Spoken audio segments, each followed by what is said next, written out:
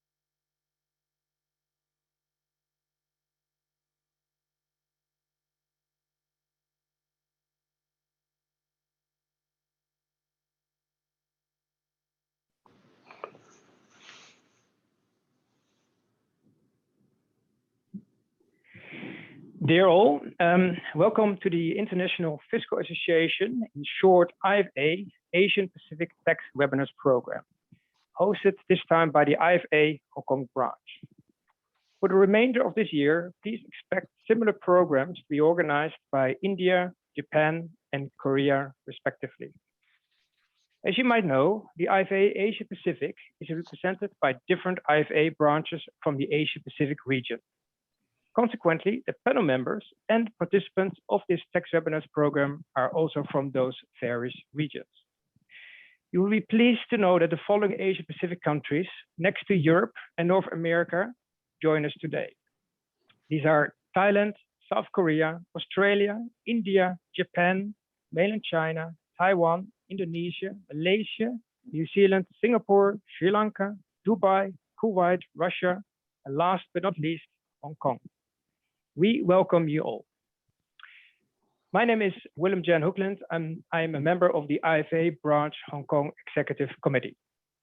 As we have quite some participants today, it should be around 280. The following house Zoom rules have been implemented by us. The participants' mics have been muted and they cannot unmute themselves. If you have any questions, please send them to us, preferably to the moderator, through the chat box. And as far as you have not done so, please also have your camera switched off. It will be only the panel members that will have their cameras and mics on. So I now hand over the floor to Michael Olesnicki, who is also an IFA branch Hong Kong Executive Committee member and the moderator of the first session of today. Over to you, Michael. Thank you very much, Willem Jan. Ladies and gentlemen, good morning, good afternoon, or good evening, wherever you are in the world. And the topic of this first session of this series is non-tax competition. What is it and what are the benefits we can expect from it, if any? And just by way of introduction, we've all of us gone through the experience of BEPS version 1 with its 15 action plans. We're now dealing with BEPS version 2, dealing with the tax impact of digitalization, and more relevantly for our purposes, Pillar 2, the issue of global minimum tax rates. Now, the stated reason for these initiatives dealing with tax rates, and this is according to the OECD, and also the EU, which is operating in tandem with the OECD, is to counter the negative effects of what's called tax competition. And tax competition is described as the race to the bottom, as some jurisdictions lower their tax rates or impose no tax at all in order to encourage multinational enterprises to invest in their jurisdictions, or at least to set up companies in their jurisdictions. Now, these jurisdictions might have few other advantages when it comes to attracting foreign investment, and so they seek to make themselves attractive to multinationals by competing with low tax rates or even zero tax rates. Now, this strategy impacts negatively on the tax revenue base of the more developed jurisdictions. So not surprisingly, the more developed jurisdictions, led by the OECD, wish to take countermeasures to ensure the integrity of their own tax bases and to ensure that multinationals pay their fair share of tax, however you define that to be. But this is the issue, and this is what this webinar is about. If we push aside tax competition, what other types of competition for the business of multinational enterprises will emerge? Because we can't simply expect jurisdictions affected by the Pillar 2 initiative to simply do nothing. They will seek to preserve their attractiveness. And the question we're going to address today is, how do we make, or how do these jurisdictions make themselves more attractive? So to lead us through this discussion, we have 4 additional speakers. I'm simply a moderator, and I'm going to leave it to the four panelists to deal with this issue. First, we have Sarah Chin from Deloitte, and Sarah previously led Deloitte's China and Asia Pacific customs and VAT practices before her current role, which is she's now Deloitte's Global Chief Operating Officer for tax and legal. We have Jesse Kavanagh. Jesse is an international tax partner. He's the leader of PricewaterhouseCoopers Hong Kong tax reporting and strategy practice. He's worked in Hong Kong, he's worked in Australia and the United States. He's held in-house positions and leadership roles in addition to his current professional role. We have Leonard Kaur. Leonard is an international and an M&A tax partner with Deloitte, more than 40 years in the profession. Goodness, Leonard. Working in the UK, in Australia, Indonesia, China, and Hong Kong. He advises global multinational groups in relation to their operations and investments in the Asia Pacific region. And finally, by no means least, we're doing this alphabetically, we have Noam Noked. Noam is an assistant professor of tax law at the Chinese University of Hong Kong. His focus is tax, and he's also a tax consultant with Baker and McKenzie in Hong Kong. Okay, so the way we've divided this is to pose a number of questions that I'm going to throw at the panel, and that will just stimulate a discussion. If you do have questions, by all means, please use the chat function in order to communicate. So here's question one. Before we talk about the alternatives to tax competition, let's just examine where we are today with this whole issue of tax competition. We know about Pillar 2, and we're not going to go through that in any detail.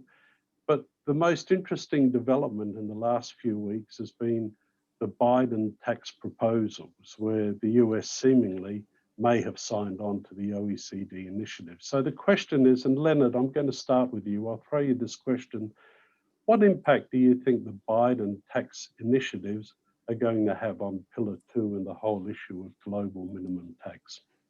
Well, according to Biden, his proposals are going to be a generational achievement. Are going to, they're going to have what they call a generational achievement.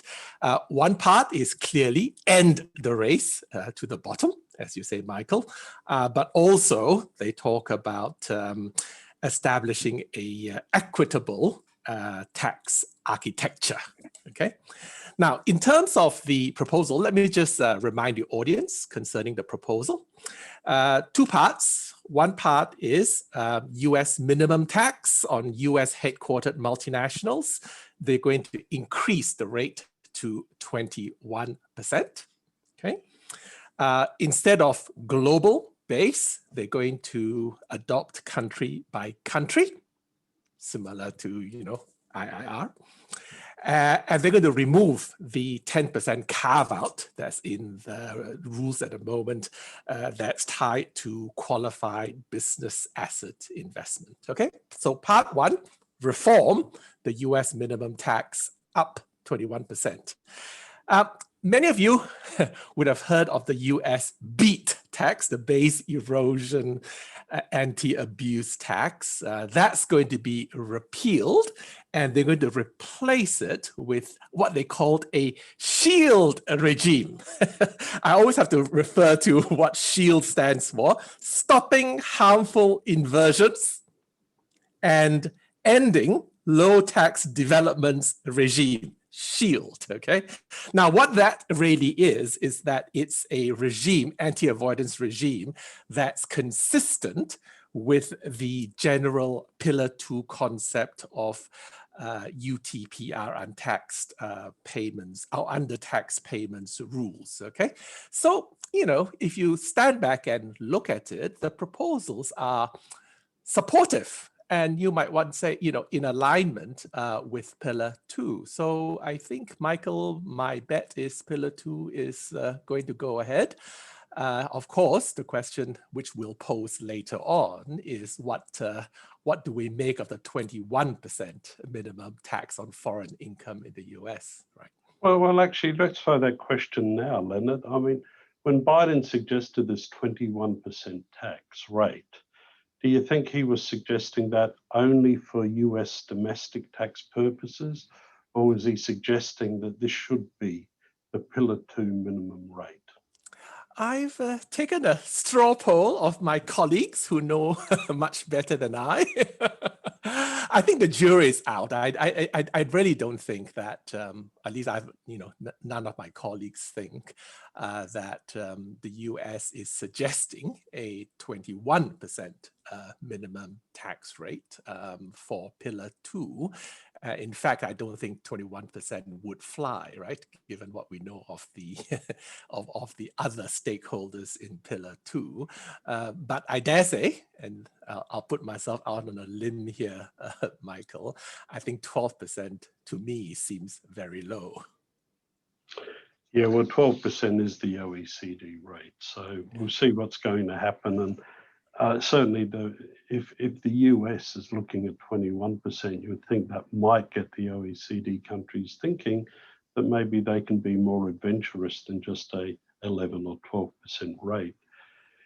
Jesse, I know you've done some benchmarking about Pillar 2 and what its impact is going to be on companies and particularly multinationals. Do you want to share some of the observations you've gleaned from that? Yeah, sure. Thanks, Michael. So as you've said, we've been working with a number of clients and multinationals to perform some high-level modelling of the potential impact of the Pillar 2 rules. And just recently, we've started modelling the potential impact if Pillar 2 were to be amended for those US proposals that Leonard talked about, i.e. an increase in the minimum rate from around 12.5% up to 21%, and a removal or elimination of the reduction for the substance-based carve-out. Now, just to caveat, the modelling is obviously high level. We don't even have final rules yet, and our data set population is still somewhat small. But nevertheless, I think the benchmarking does give us some interesting directional data. So first, for the standard OECD proposal, we saw a reasonable increase in global tax expense for most of the multinationals we modelled. Although this did range from a nil increase for one multinational, it extended up to a 90% increase for another, and with the average across the population of an increase of 30%. However, turning to the OECD proposal as adjusted by the US rules, we saw a significant increase. So this ranged from 10% for that multinational that didn't have any impact under the base OECD proposal, through to a 200% increase. That's a potential tripling of the multinational's global tax expense under those rules. And the average this time across the data set was an increase of 80%. So Michael, still very high level directional modelling, but definitely some large potential impact here. Okay, and I suppose that really shouldn't come as a surprise to us. All right, let's then turn to the second question. Jesse, I am going to start with you again, but let me introduce the question. The real issue is, how are jurisdictions going to respond to Pillar 2 and the global minimum tax, whatever the rate is? And I've just posed the question here in the context of Hong Kong and Singapore, but this issue applies with respect to any jurisdiction with a low tax rate. Hong Kong and Singapore are particularly interesting because they do have legitimate tax systems, but they also do have a relatively low effective tax rate. And so here in Hong Kong, we scratch our heads and we wonder, what are we going to do when Pillar 2, if Pillar 2 comes into effect? Jesse, why don't you lead us with a bit of background to this, and then I'm going to ask Noam to comment as well, because I know he's written quite a bit about this. So Jesse, why don't you kick off the discussion? Super, thanks Michael. And I think we need to start here by breaking the potential response into two baskets. So the first is does the jurisdiction concerned adopt the international tax rules, the income inclusion rule, under tax payments rule, subject to tax rule, etc.? And basket, does the jurisdiction impose some form of domestic minimum tax? Let me start on the international rules first.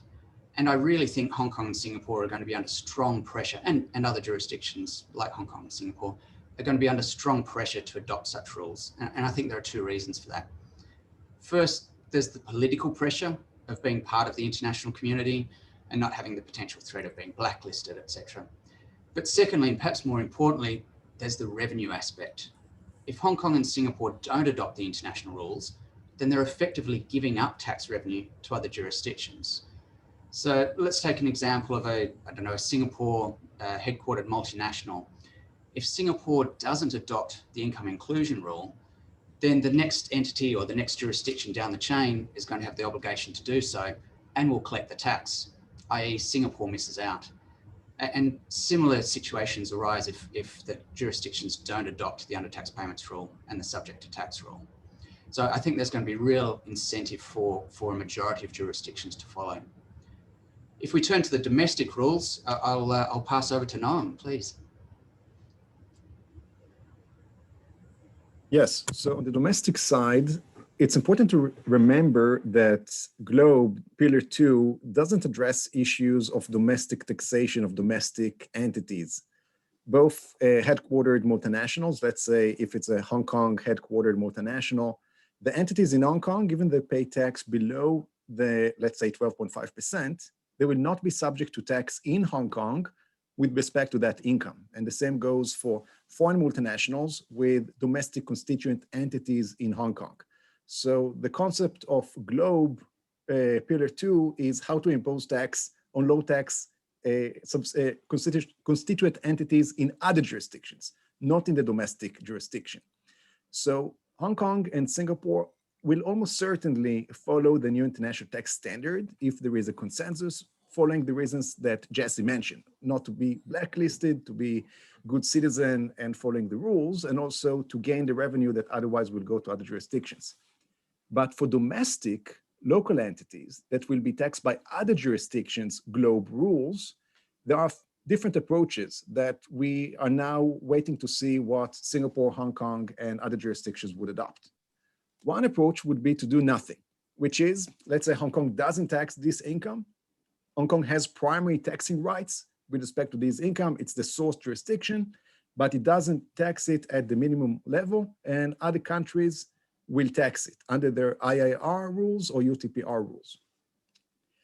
And this means that the incentive for these corporations to invest in Hong Kong will decrease, and at the same time, Hong Kong will not collect the tax. So it will suffer the harmful consequences of taxation without getting the tax revenue. Second option is to increase the ETR, the effective tax rate, through various tax measures, such as increasing corporate income tax or repeal tax incentive scheme, change source rules, impose a taxation on capital gains, and various other measures that would likely affect both multinationals that are in scope and also out of scope other taxpayers that will not be subject to the GloBE regimes in other countries. And this might not be desirable in Hong Kong or politically feasible because of domestic taxpayers might object to these measures. And the third option is to adopt a domestic minimum tax modeled after GloBE. So it's possible for a jurisdiction like Hong Kong or Singapore that adopts GloBE to extend the same top-up mechanism also to domestic entities. So this will not be as part of the GloBE package. That's not what the OECD is developing and proposing, but it's a tweak that is very simple to do, both in terms of the legislation and also in terms of the compliance, because multinationals will already know how much top-up tax should be should go for the Hong Kong entities to the constituent entities in Hong Kong or in Singapore. So instead of paying this tax in other jurisdictions, they will pay this tax domestically. So for the rationale that Jesse mentioned of not giving up on tax revenue that could be collected in Hong Kong and Singapore, other low tax jurisdictions, they can adopt that. We are waiting to see what guidance the OECD provides, if they choose to provide further guidance to confirm that these type of taxes would be covered taxes for the purposes of GloBE.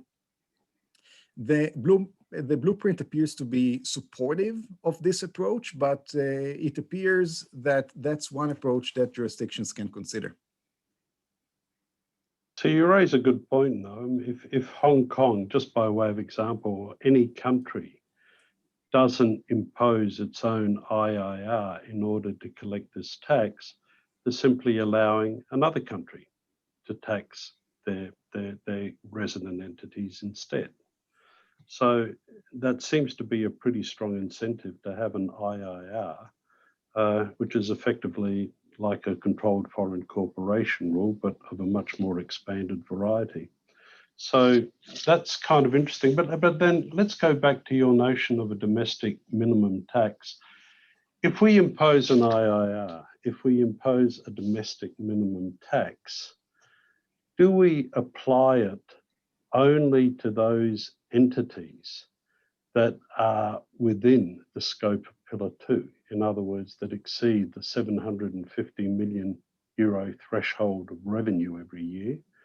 Or do we apply it to all taxpayers, whether they're above or below that threshold? How far should we go in actually imposing this tax? And can we get away with just imposing a minimum tax only on larger multinationals? Who wants to handle that question? I'll proffer my view and then others can add theirs. Well, I think the starting point is whether the jurisdiction, for example, Hong Kong, right, whether the jurisdiction sees there is an economic imperative to increase the local tax rate. So if you see that there is an economic benefit or imperative to increase the tax rate, by all means, increase it for everyone, okay? However, if what you say is that, the current tax system that produces the current tax rate is fine, and I'm only responding to international pressure, then my view would be, why not just limit it to the taxpayers, that are affected, basically respond to the problem. Don't try and create another problem. That would be my view. And, there are many examples where there are tax rules that apply to certain groups of taxpayers and not other groups. So I don't see a problem with having a bifurcated tax system. Yeah, although that does add to complexity, but I see your point. Noam, do you think the OECD will accept that type of minimum tax that's aimed only at large corporations? The OECD hasn't provided guidance on this point. It appears, based on a few comments in the blueprint for Pillar 2, that it's possible to impose or to adopt a domestic minimum tax modeled after GLOBE, but the OECD hasn't provided much guidance other than 4 references. 2 of them are in footnotes. So that's why it would be helpful to see or to get it confirmed with the OECD that this approach would be permissible. Okay. And, at the end of the day, this is all conjecture at this stage, isn't it? We're really waiting to see the final proposal due out in July of this year. We assume it will come out. We assume that it will be a final proposal, not really something with lots of questions or identifying issues that still need to be resolved, as the last blueprint was. So if we were having this conversation in August, I suspect it would be much more definitive than where we are now. But it does raise an issue for all of our jurisdictions. How do we respond to this? And I kind of sense that some jurisdictions have thought about this more than others. All right. Yes, please. Just one quick thing to add. We've talked a bit more conceptually about how jurisdictions might respond. We also do have some public statements from Hong Kong and Singapore as to how they may respond. And so just to remind our audience, for Hong Kong, public statement that Hong Kong intends to actively implement the international rules according to international consensus. And there was also commentary in there that it's likely that they would try to minimize the impact to small and medium enterprises that aren't within that threshold. Whereas for Singapore, the latest statement in their budget was, if and when these international tax rules are changed, we will consider if adjustments are required to our corporate tax system accordingly, in consultation with the industry. So that's the latest that we've got from the two jurisdictions. Okay. Thanks. We are going to see, I suspect we are going to see changes to our tax systems, all of us, and it does make tax kind of harder, doesn't it? Any other questions or comments before we move on? Okay, let's go to the next slide. Sarah, let me throw this question at you. Pillar 2, I mean, this whole initiative is designed to kill off tax competition, to get rid of the evil of double non-taxation. And so if we look at that objective, what do we think? Why don't you start on this, Sarah? Will Pillar 2 kill tax competition? So Michael, I think in typical accounting or advisory talk, I'm going to answer this question as it depends. And it's going to depend purely on 2 points. So these are 2 points I'd just like to elaborate a little bit here. If you look at the blueprint, I think there are 2 matters that need a lot more work. The first one has already been discussed quite a bit in the opening sections. So the first one's really that the blueprint leaves some kind of additional work and political alignment, I would say. So the panel's already talked about what could be the minimum tax rate, and that is actually quite a critical question for us to understand because it affects the whole computation, and it's quite an important variable in the whole computation. So Leonard started off with 10. I think he Leonard started off at 12, I'm sorry. And various members of the panel have talked about 11. So I think where we're going for is potentially, is it going to be 10 or 12? So that will be the range that we're looking for. And it's actually still quite a low rate. So whether they land on 10 or 11, I think it's still very, very competitive. But whilst we're waiting for the new rules to come in, I think a lot of decisions will be influenced by the politicians as such, and not necessarily only by what we call the technocrats. So the second point I'd like to make is really regarding the materiality threshold that's been mentioned. So it's not very clear yet, and this is subject to the tax law which would apply to the MNCs. Is the threshold that's been mentioned of 750 million euros of global revenue. I think Leonard probably would be joking that many companies will be focused now on this 750 million euros and probably doing all that's possible to see how they can be under that threshold. So the word that's been used is really what containment measures will there be for companies that are not within this threshold. So I think the blueprint is suggesting that really for the micro or the small and medium enterprises, they should be out of scope. And they seem slightly not inclined to scope out larger groups, but I think this will be the one to watch. So really the combination of the tax rate and the threshold will probably hope to give you the answers to your questions, Michael. Okay, and look, you raise a good point. 12%, it's, it's respectable, but it's still a lot lower than the average OECD corporate tax rate, which is around 24%, I think. Jesse, any thoughts? I mean, if the global tax rate minimum was set at 12%, is that the end of tax avoidance and tax competition? I think I've got to agree with Sarah. I don't think that's the end of it. But I think it does have a diminishing impact. As we saw from the modelling, a number of our multinationals that we put the data together for were going to have an impact even at that 12.5% rate. So if anything, I think it may lead to further work and further modelling from them to determine how to address the rules. And Leonard, if Biden were to convince the OECD to make the minimum rate 21%, what do you think then? Well, it's quite interesting, because, just look a little bit at Pillar 1 for a start. The US proposal on Pillar 1 is to shrink the number of multinational enterprises to top 100. Okay, so that's quite interesting. And then, of course, the first question is, where will they end up in terms of, who's involved? And the second one is, will Pillar 2 be totally dependent on Pillar 1? Or will countries, introduce elements of Pillar 2, which, to entities that are not affected by Pillar 1? So, I think right now, Michael, I think we should wait for July and then have another look. But I'm sure there'll be a lot of thinking amongst the countries in terms of who blinks first. Okay. All right, so it appears it will have an impact on tax competition. It may not kill it completely. And this kind of now gets us to what I think is really the main thrust of this webinar.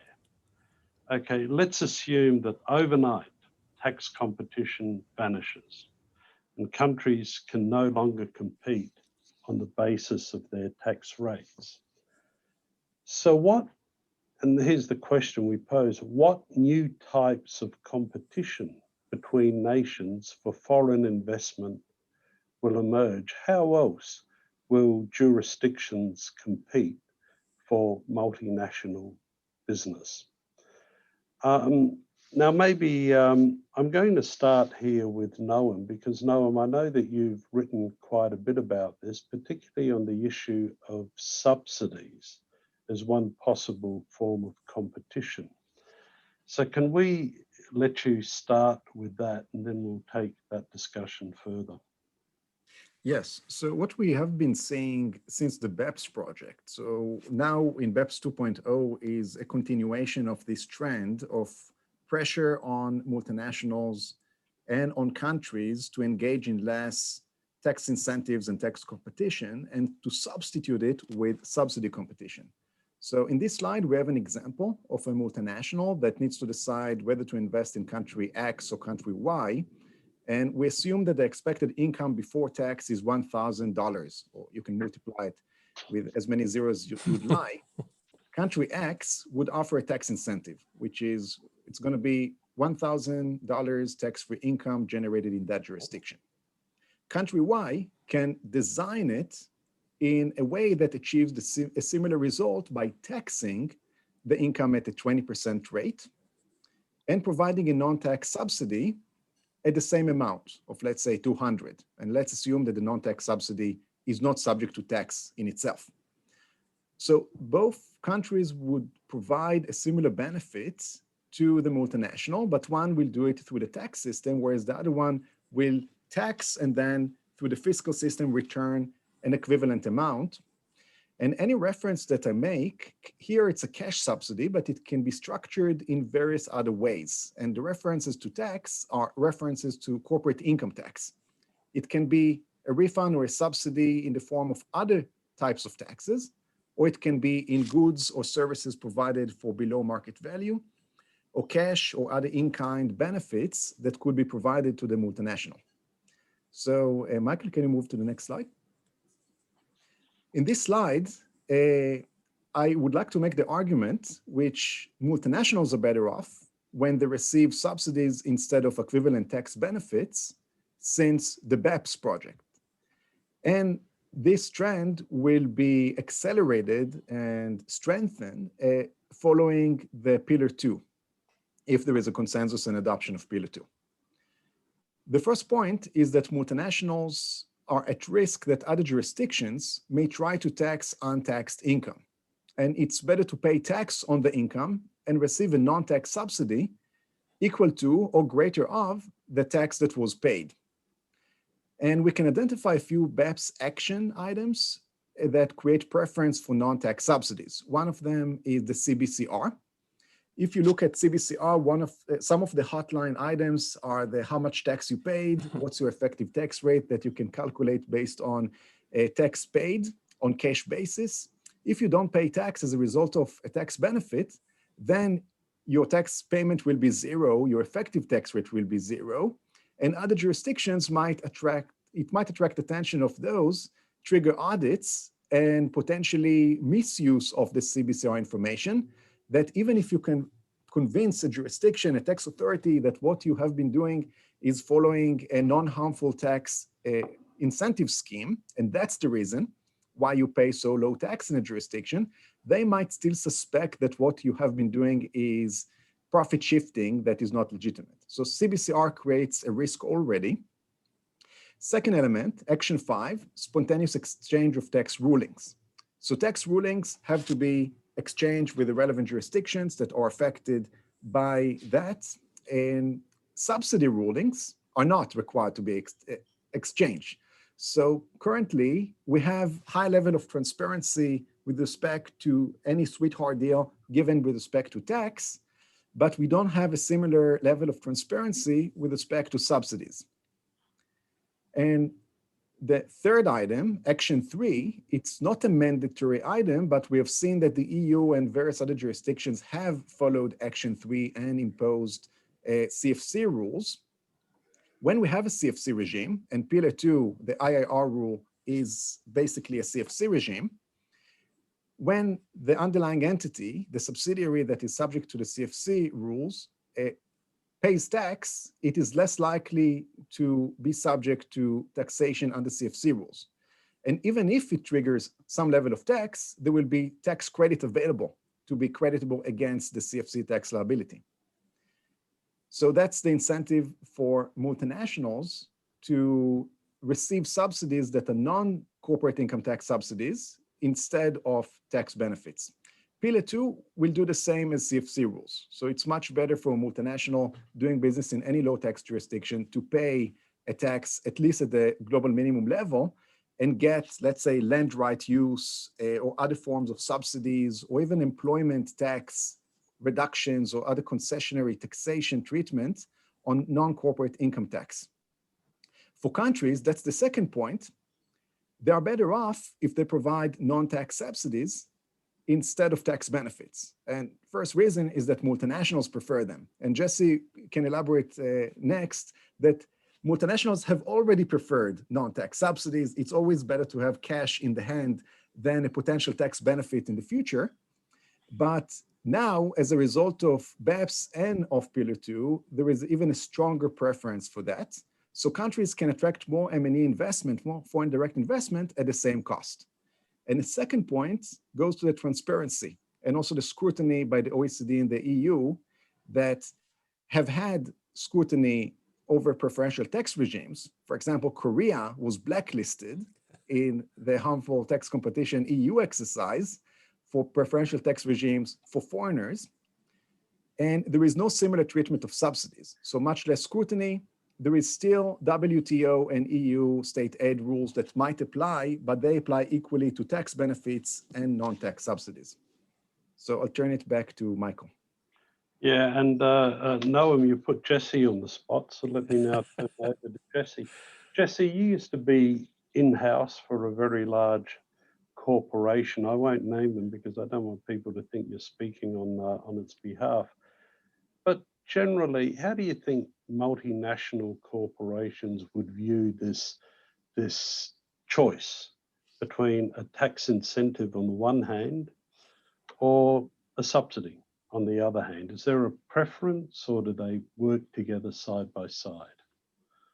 Yeah, thanks, Michael. And the comments I'm about to make aren't just specifically from that experience in-house with one organisation, but from what I've seen in a couple of in-house roles and then working with clients. And it really it echoes and complements what Noam was saying. I think he's outlined really well a lot of the tax technical reasons why subsidies are often preferred versus a tax incentive. But let me talk about three potential practical reasons that an in-house organisation might think of that are above and beyond those tax technical ones. And the first is that some organisations, when they're doing the modelling for the financial impact of different alternatives, taxes might be below the line. And we might see that they are rewarded or assessed based on a financial return in the future that's on a pre-tax basis, in which case tax incentives won't impact the business unit and won't be as important. Secondly, even if that's not the case, tax incentives, as Noam mentioned, are generally dependent on having tax liabilities to offset. So if you've got a new business operation that's going to generate losses in the initial years, you might not ascribe much value to a tax holiday for 5 years, for example. And then third, and this is probably in extreme cases, but in some extreme cases, multinationals with large negotiated tax incentives might apply a discount for political stability when they're doing their modelling. And this reflects the political risk of a future change in government, and that future government might potentially want to distance itself from perceived favourable treatment that the predecessor government gave to foreign investors, and therefore backtrack away from non-legislated tax incentives. So I think there are a number of practical reasons over and above the technical. Yeah. So now I'm coming back to you. You talk about subsidies, and subsidies for what? This could be for R&D, I suppose, other types of activities. Yes, so R&D subsidies are quite easy to design in a way that is similar to R&D tax incentives, assuming that there is some taxable income, because they could be based on the same factors, which is R&D expenditure. So if we calculate the R&D a super deduction or enhanced deduction or some R&D tax credits, they're available, as Jesse mentioned, only if there is some taxable income that these credits will be set off against. But assuming that there is, we can just impose the tax and give cash subsidy based on the same expenditure. So we can substitute them fairly easily for R&D tax incentives. Okay. But more generally, we can look at multinationals and governments as repeat players. They are competing, but some of them have long-term relations and relationships, and there might be political instability in some locations. Governments have been negotiating actively with multinationals, and there is political uncertainty. It might be that it's harder for governments now politically to grant cash subsidies over tax benefits. That's why so many governments have preferred to offer tax benefits. But now, as a result of BEPS and Pillar 2, governments will likely be under more pressure to adopt other forms of non-tax competition. Leonard, what other types of subsidies could you envisage, or do you see around Asia Pacific? Well, I think a very easy way to do, take a P&L of a company, go to the trial balance, look down the expense lines. And I think, Michael, I think you'll find that the tax line is big, okay? It's normally a big expense of a profitable business, no doubt, okay? But it's not the biggest, okay? You start from the top, right? Think of VAT on your sales, right? And China is well known. If you local authorities in China, they look at the VAT that they collect from your business, and subject to various negotiated conditions, they give you a refund of a portion of the VAT. So think about 10% of your revenue. Even a small percentage of 10% of your revenue is quite a big number, yeah? That's one. Then you go down to your employment costs, right? Your employment costs. You deduct taxes, payroll taxes from your employees, right? Governments are known to give you subsidies, reference to that. They say, you collected 100 million for me, I'm going to give you 10 million or something like that, right? And you see that in China. Social Security, well, that was one of the big things in the last year over the COVID-19 crisis. You see governments basically saying, don't pay me the Social Security until times are better, right? That's actually a very big benefit in the P&L. And then you go to, other lines like rental, office space, factories, and governments are known to be saying, come to my country. I will ensure that you have a really, really, really spanking new factory. And by the way, here, nominal rental. That's a very, very big incentive, right? And then you can keep going down to, R&D. I help you find people.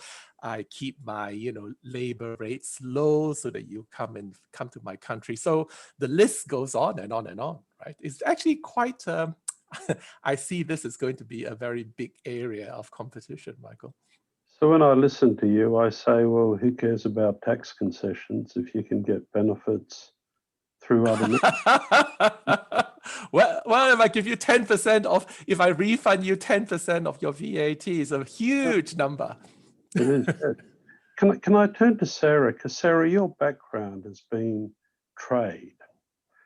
And fascinating when we were discussing this, because then you started talking about trade competition and how countries can make themselves attractive by offering other benefits via the trade route. Do you want to expand on that? Yeah, what Len mentioned is quite interesting, because if you kind of look at benefits and so forth, trade I think tends to not be the one that people focus on. And if you're speaking with a lot of in-house people, you'll find that it's not a focus because it's just part of whatever costs you have in the production and the manufacturing the goods. But I think it's an important component because it's a customs duty that you are looking at. And unlike most of what we have been discussing today, it's not a tax per se.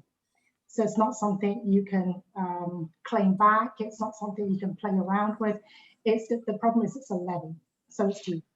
And that levy is normally buried into the source and it's managed by the supply chain people. So tax function wouldn't necessarily see it. But I think it is an important component because it will influence the decision of any company where they source and where they manufacture from. So the fact that it is forgotten, I think sometimes, when customs duty, there's an audit, gets into trouble, or the goods have been stuck at the border, then it comes to tax's domain to solve. So I think it's largely an afterthought. But what I do want to say is that there are lots of things you can do with tax, with trade, with the customs duty, and largely to do with what domestically they would offer by way of special trade facilities that will help you get your goods out, it will help your foreign exchange. And China has set up a lot in the past 10 years.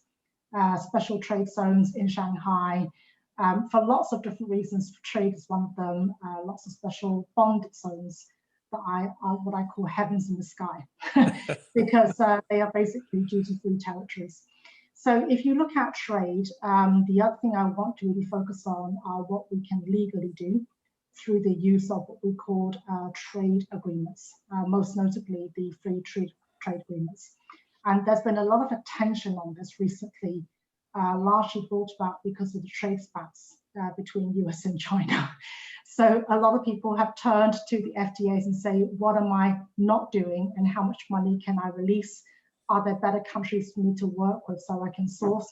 So for example, if I just focus on Thailand, Thailand has a lot of silver, which has been mined, and a lot of people focus on using that silver for whatever manufacturing of the jewelry.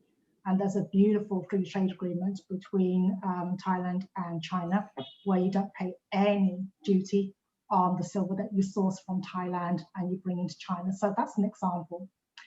And I think because of the trade spats that we've seen in the US, a lot of people are going out. The US multinationals and the Chinese multinationals and the Japanese as well, a lot of them are looking into other countries, especially in Asia Pacific, where they can develop and manufacture more.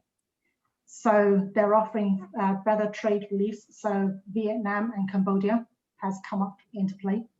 Much lower costs in terms of taxes. They sometimes can have an attractive guide to do business in those countries. But I think the challenge with these emerging markets is really whether they will ever be able to build scale and have the infrastructure to facilitate the manufacturing function. But I'm just finishing off on the free trade agreements. There are two that I want to just remind everybody, both slightly political, but both quite interesting, and both are multilateral. So the first one we are very excited about is the Comprehensive and Progressive Agreement for the Trans-Pacific Partnership. So it's a bit of a mouthful. There are two short terms that we use, CPTPP called TPP-11. The TPP-11s, because there are 11 countries involved, and there are a collection of these 11 countries which are actually based out of Asia Pacific. So for those who are interested, it's Australia, Japan, Malaysia, New Zealand, Singapore, and Vietnam. So the CPTPP was actually the formation after President Trump decided to pull the US out of the TPP, the Trans-Pacific Partnership. So the 11 countries decided to go on their own. And they built quite a nice kind of trade agreement, which is going to lots of different sectors. So it's not just looking at trade. They're also looking at subsidies or incentives for financial investment and also intellectual property. So this one is quite an exciting one, especially the focus on this region. And a lot of, I think, discussions today, and we start off talking about the US and politics. When Biden came into his presidency, we were watching very, very carefully whether he would allow the US to rejoin the TPP. And I think he has talked about a potential interest to rejoin the program, but we don't see that Biden is particularly in a rush to bring the US back into TPP. And I think a lot of the issues is to really focus on domestic issues that he needs to solve and trying to get the country up and running again post-COVID-19. So please do look at the free trade agreements is what I'm trying to say, because there are lots of beautiful benefits. And I think it often gets overlooked because people may find it somehow a little bit difficult to implement. But I actually have one client who managed to save 90% of their duty costs by doing nothing but looking at the free trade agreements. So Michael, I'll stop there and pass back to you. Okay, thank you. I know I'm only a moderator, but I can't resist just making my 2 bobs worth here for just a moment. You'll see on the slide there, I've got in the middle bullet point, the labour rates. And I raise that because when the Pillar 2 blueprint came out, one of the comments came from the OECD's own, sorry, I forget the name, it was the labour body within the OECD, the labour group.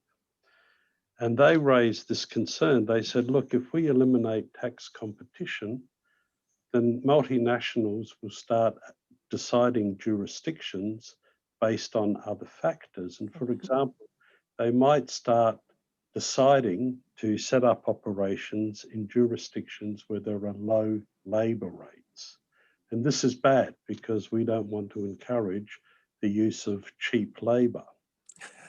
And so it raises the issue that at the end of the day, there is going to be other types of competition. And at what stage do we say it is legitimate for a global body like the OECD to step in and say, we don't like this type of competition?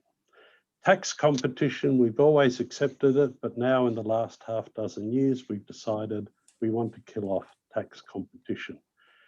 If we compete on labour rates, will we say this is bad? We don't want to encourage the use of cheap labour. It creates an unfair competitive environment. We will slap down on that. We will provide disincentives for multinationals to go to places where there are cheap labour rates. And where do we stop?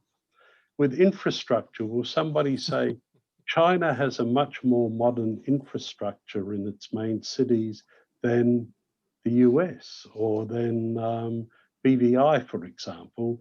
It is unfair for China to seek to attract business on the basis of its modern infrastructure. I mean, where does it, what if we say one country is a nice place to live and therefore that's where we want to go and work? Is that an unfair competitive advantage? And this whole issue of tax competition, we're only kicking the ball down the road. We're just replacing it with other types of competition. And inevitably, I just wonder whether the countries that get disadvantaged by this will turn around and say, this is unfair competition, and do a BEPS type of attack on those types of competitive advantages. Anyhow, that's just me getting that off my chest. But let me ask the question. If you were designing, if you were in a jurisdiction like Hong Kong, like Singapore, like India, like Malaysia, and you had to design a system to make your jurisdiction acceptable to foreign investors, what should we be aiming for? If we take tax out of the equation, what do investors look for? Sarah, you want to start on this? Yeah, I'll be very quick so I can give time to the other panelists to speak as well. But I think Jesse and I were discussing this a few days ago. It's really the ease of doing business in a particular country. And a lot of that will be regarding foreign exchange regulations, reporting requirements, how aggressive are the tax bureaus in terms of doing audits, and the details that they would want in order for them to perform the audits. I think it does influence, especially the appetite and the patience of many of the multinationals doing business in that country. It's really the ease of doing business. And I think language is also quite an important point because it affects the culture. Jesse, I don't know if you have anything you wanted to tag on to this. Yeah, thanks, Sarah. Yeah, just on one client that we did have that actually looked to migrate their regional operations from one jurisdiction to another because unfortunately they went through a tax dispute in their original regional headquarters location, and the tax assessor came to the conversation at one point and said, we're not here to have a technical discussion, we're here to work out how much extra revenue we can raise. And this particular client said, if that's the approach, this is a big issue for us, we're moving elsewhere. So that's just one small example. Leonard, you've read the Investec HK report. I think many of us have.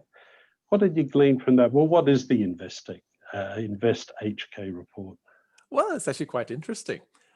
They surveyed 9,000 companies. So these are all subsidiaries of companies headquartered outside. So parents outside Hong Kong, companies in Hong Kong.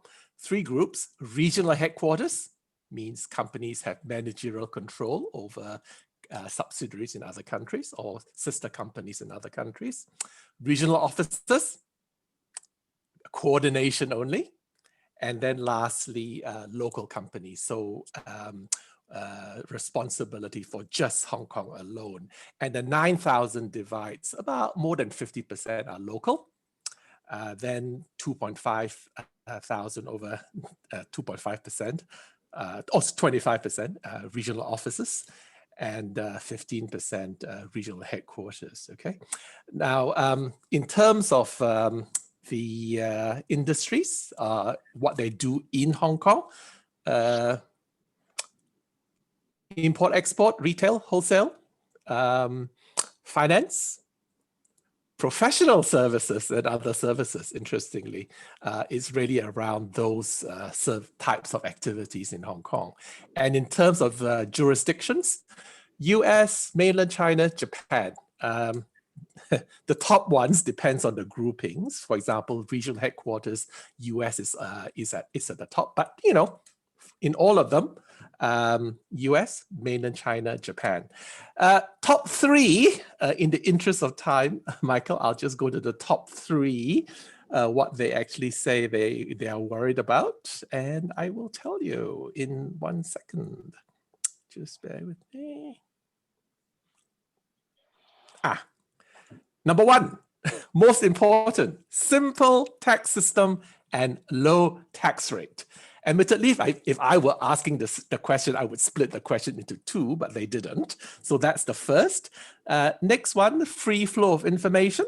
And then the third one is corruption-free government.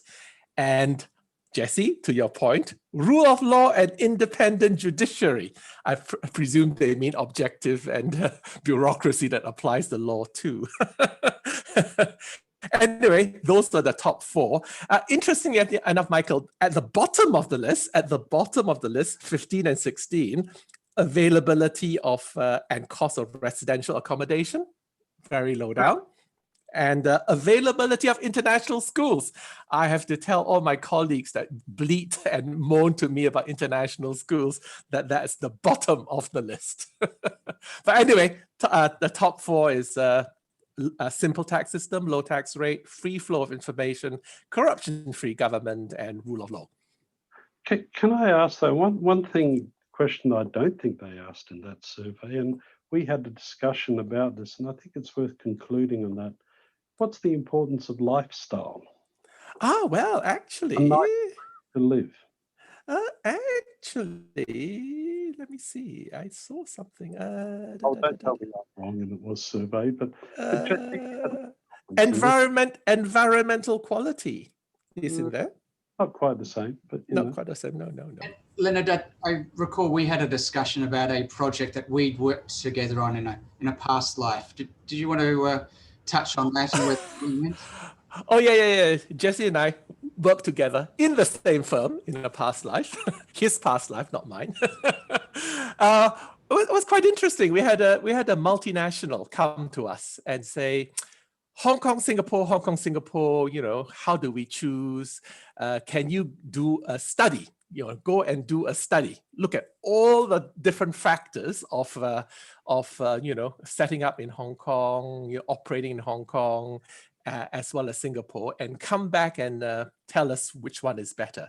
So Jesse and us, plus others, you know, we went and, you know, we constructed a framework. And I think, Jesse, we did a lot of work, actually quite a lot of work, you know, getting all the answers by rest of the framework. We summarized it properly. We went to the client and then we presented to their board, you know, this is what the framework is, blah, blah, blah, blah, blah. And then we gave our opinion based on the framework relative to their you know, facts and circumstances. And then of course they chose where they wanted to live. So there were stakeholders in the company that had a personal preference as to where to live, and after paying us a lot of good money for our work, and they thanked us and they thought we were, you know, very good and all that, and they did pay our fee, they then chose where they wanted to live. Yeah, and I think actually we've all had that experience, and it just goes to show, you know, we can analyze these things to death, but at the end of the day, you're dealing with a lot of emotional issues here, and that factors into it as well. Ladies and gentlemen, we've reached the end of our time, so I just want to thank everybody, my panelists. Thank you, Sarah, Leonard, Noam, Jesse. We don't really have any questions, but I would refer you to Frank Mullins. I put this more as a comment than a question. And so therefore, based on that, I would just invite everybody to look at your comment, which I agree with. You know, are we handicapping jurisdictions by imposing these burdens? And it's a good comment. Thank you, Frank. Okay, so based on that, that's the end of our presentation. Being a webinar, I cannot ask you to applaud, unfortunately. But we're going to take a 15-minute break, and we will reconvene at 2:15. So please take a break, get a drink, go to the bathroom, and let's return at 2:15. Thank you, everybody. Thanks. Bye-bye.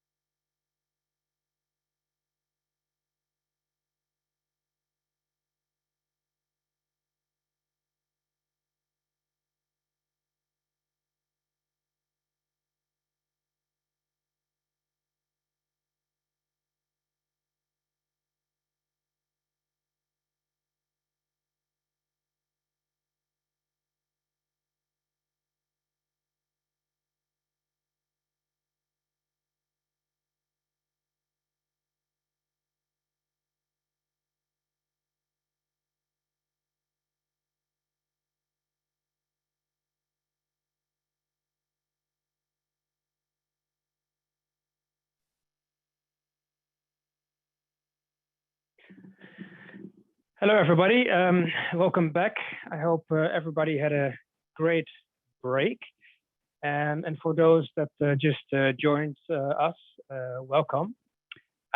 Just a repeat of some previous household measurements. Know that everybody's muted and cannot unmute themselves. And if you have any questions, please send them through the chat box. At the same time, also everybody's video has been disabled. So just trying to go to the next slide.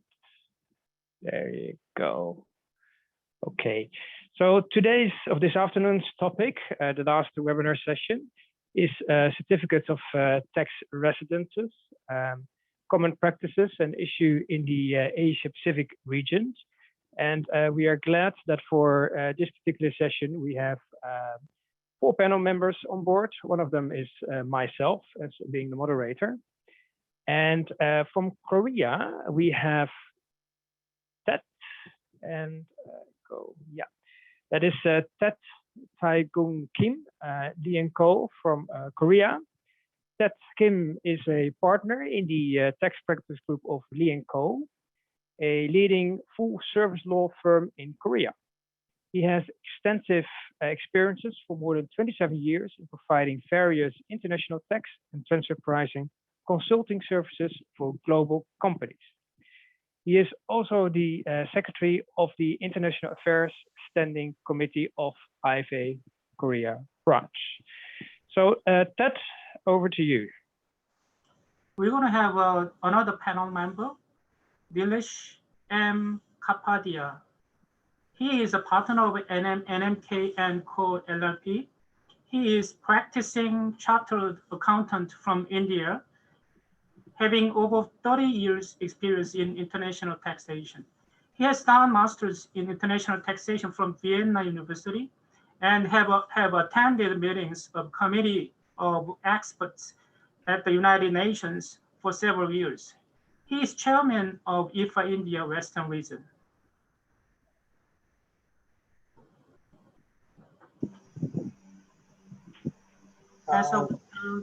Nilesh? Yeah, okay. Thanks for the kind words, Ted.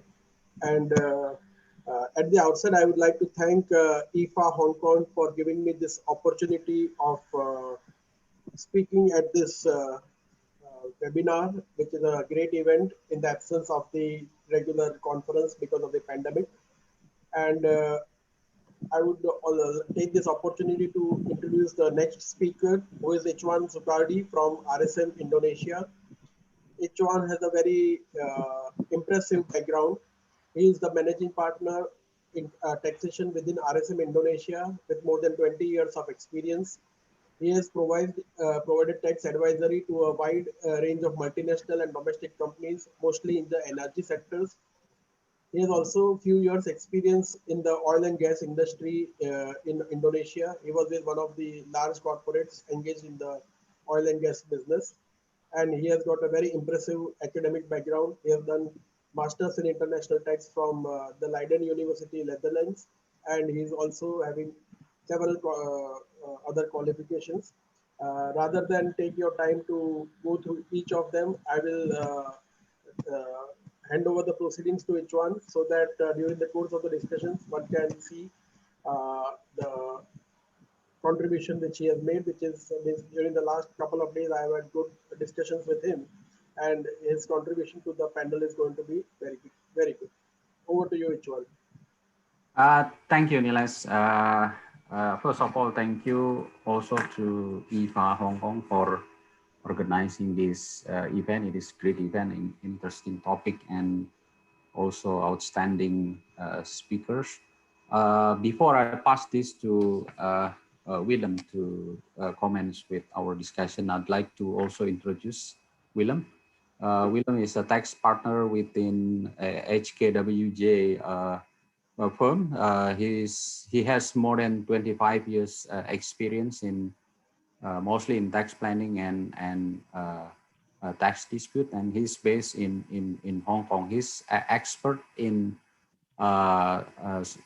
tax structuring, interpretation of tax treaty, and identification of tax risk. So I'll pass to you, Willem, to start the discussion. Thank you, H1. The danger of introducing each other to each other is always what is the other person saying about the other. So 25 years tax of experience also shows a little bit your age. But anyhow, the topic, as I've just said, is certificate of tax residency. We try to avoid as much as possible to focus on the country specifics. And instead of that, focus more on more common issues. However, because this is a very practical topic, it's hard to avoid to actually talk about certain country specifics. So basically, the first question we should actually, at the introduction, ask ourselves, what are tax certificates of residence, certificates of tax residence, and what is its purpose?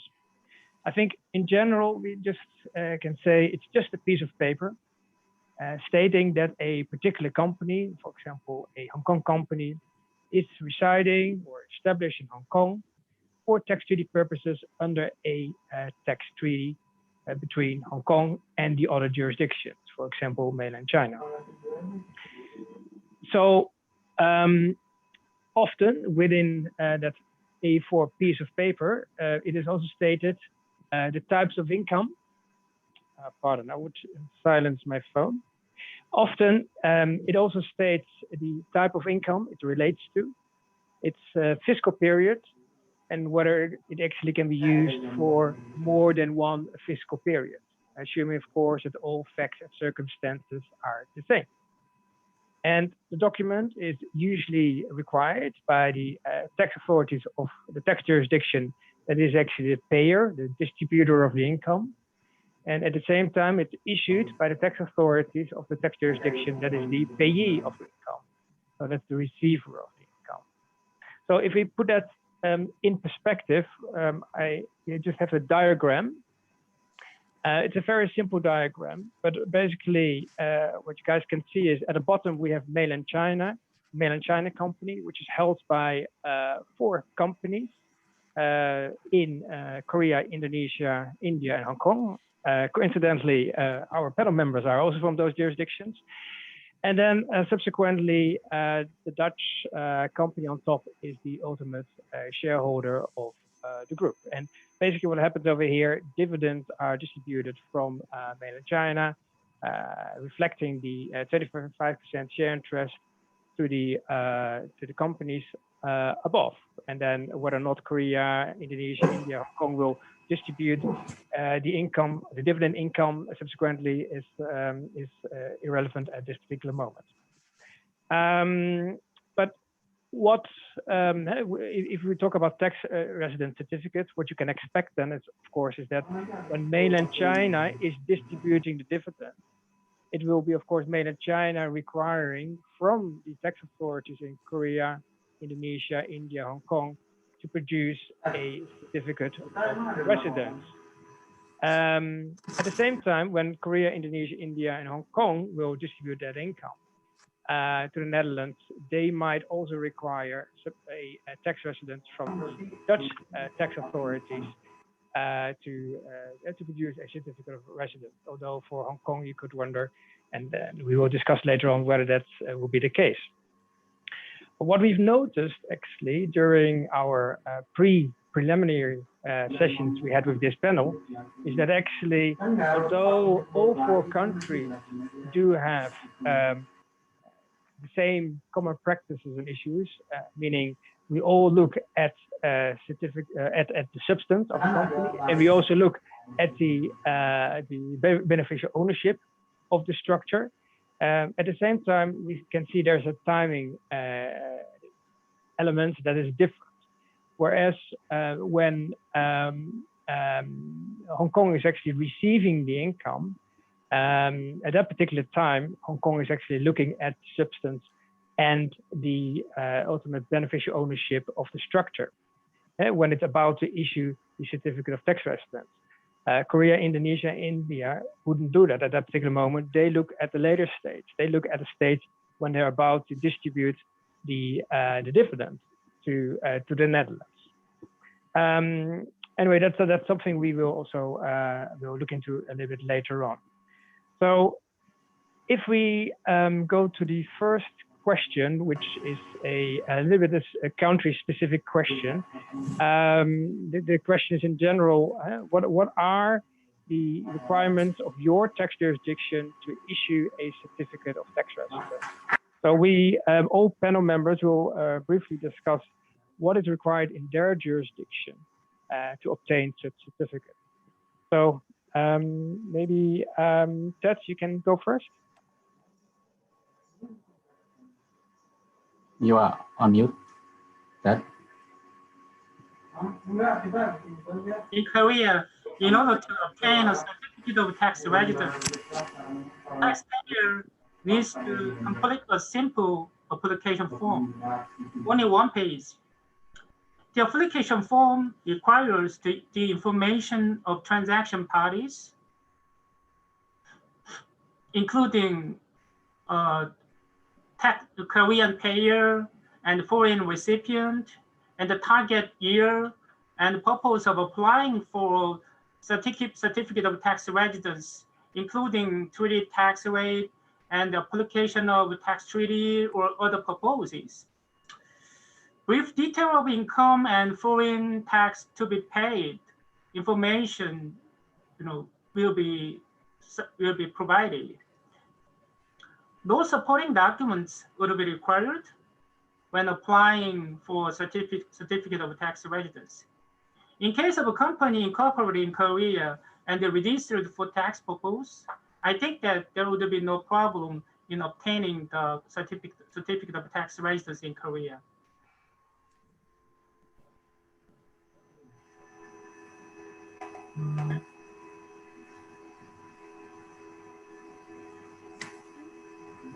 Each one? Yeah, in Indonesia, assuming that there is a dividend income coming from China in this case, and Indonesia is required to prove that the recipient is Indonesian resident.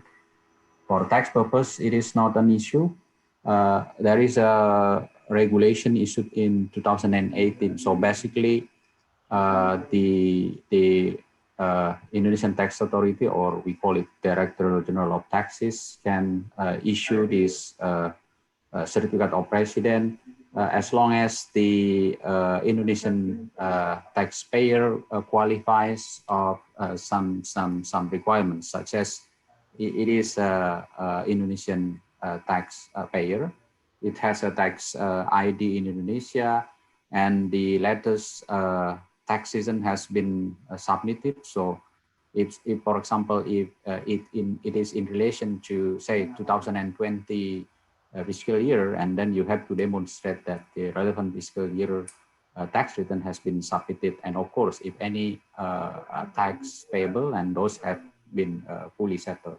And also there are some administrative requirements, such as that one letter can only be issued for one, say, country, and also there must be sufficient information of the requester. In this case, the Chinese company, and also in relation to the letter itself, it can be submitted or requested through online application. So then the system will ask you to provide the relevant information, and then it can be easily downloaded once all the requirements are met. As simple as it is, Willem. Nilesh? Yeah, Willem. If I was to look at the tax residence certificate, it is like a passport to enter a tax treaty to get any benefit. And like any passport, one has to make an application using an application form. And that is what happens in India.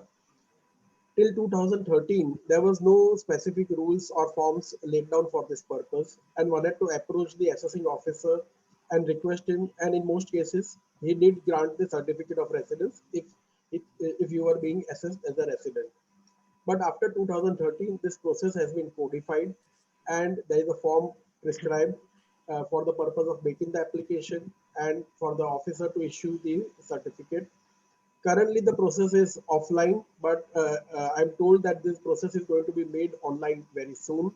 And at the time of issue of the certificate, we have to mention certain basic details like your tax identification number and the reason for which you are asking the certificate. The certificate does not mention any specific country for which it is issued. So if you obtain a certificate for a transaction with China and you tomorrow have a transaction with Indonesia, you can use the same certificate. And only one certificate is issued.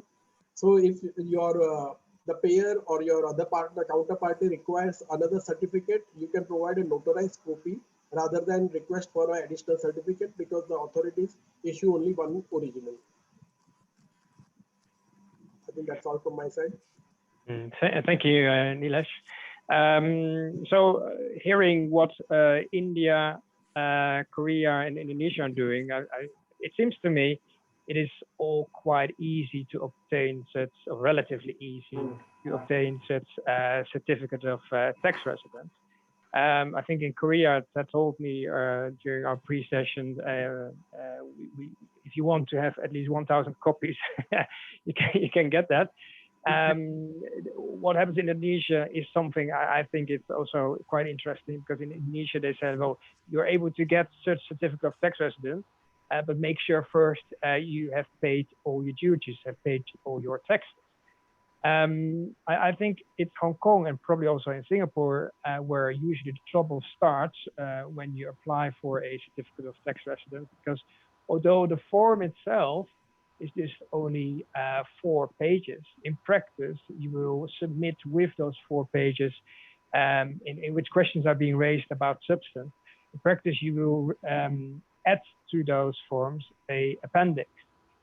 Because simply the form doesn't give you enough room to write all your substance elements down. But often the letter is accompanied with appendixes stating actually in detail or actually providing actually additional information.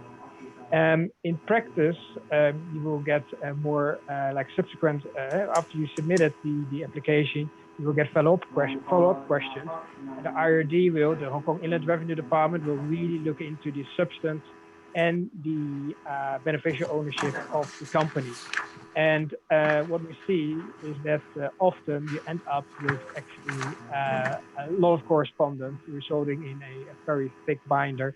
And if you compare that with Indonesia, Korea, and India, it's amazing how challenging it is actually in Hong Kong to obtain such certificate of residence.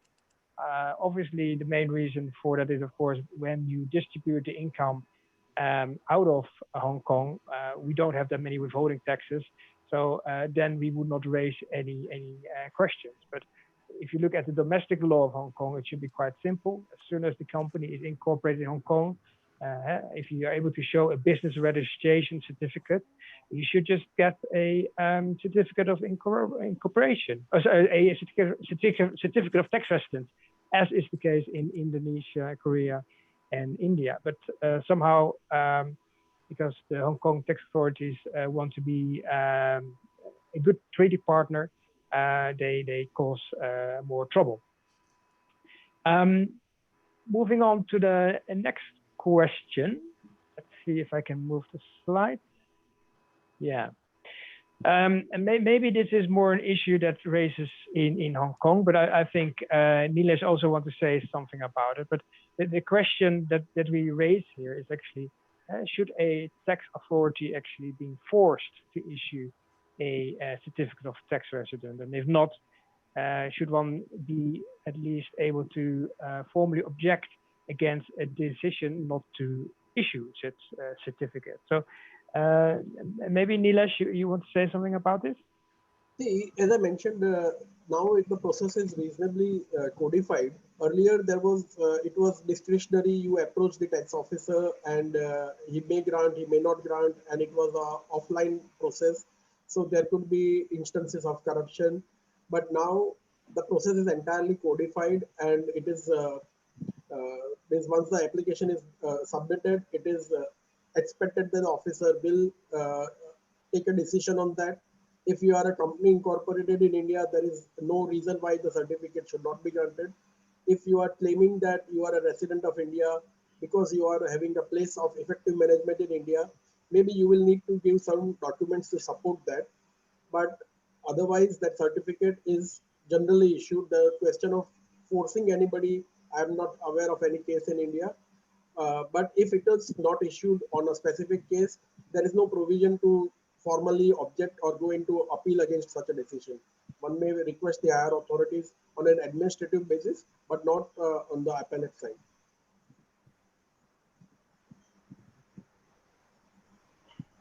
Ted? Yep. In Korea, in principle, under the Korean tax law, issuance of certificate of residence would be discretionary. However, Korean tax authorities are required to issue certificate of residence once they receive an application having information requested under the presidential decree. In case of individual, there may be a comparatively complicated situation of determining the residency, but in case of domestic companies incorporated in Korea, I don't see any problem in issuing the certificate of residence. If Korean tax authorities do not issue a certificate of residence, taxpayer, I think, should be able to submit the complaint officially.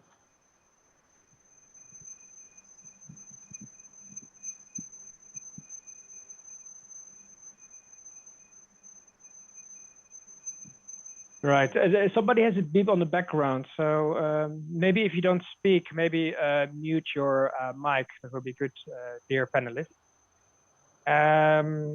So I think we should in Hong Kong we should learn I think from India somehow, because it was raised in Hong Kong many times whether or not we could actually when there was actually a negative decision against the issuance of a certificate of tax resident, whether we could actually object against it, right? Whether we actually could have a kind of judicial review of that particular decision. But during meetings between the Hong Kong Inland Revenue Department and the tax practitioners, it was said that, well, because the COR issuance is there are no statutory provisions for that, you cannot JR against it. I think the only thing we could do is ask for a review by what we call the chief assessor of the tax treaty section.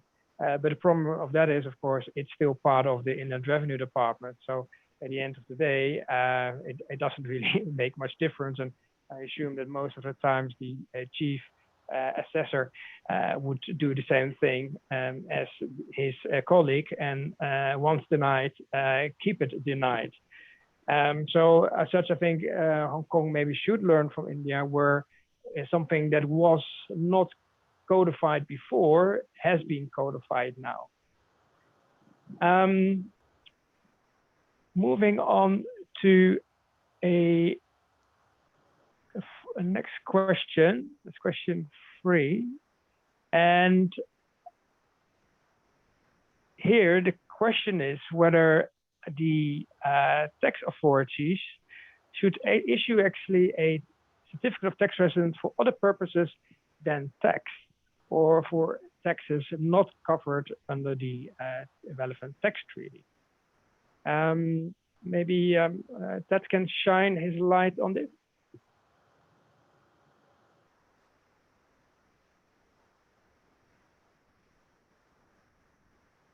Ted, do you want to say anything about this?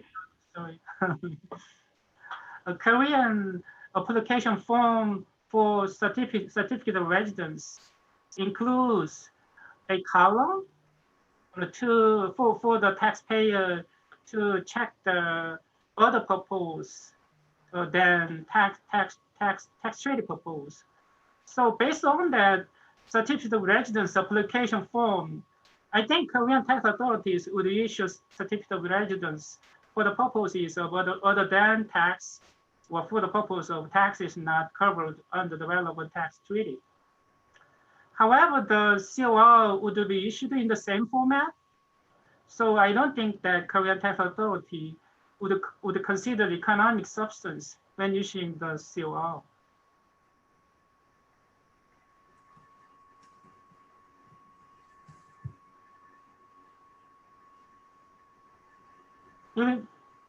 You're mute. Each one, maybe do you want to comment? Yeah, the practice in Indonesia based on the regulation, the tax authority issues a certificate of domicile. It is for the purpose of a tax treaty application.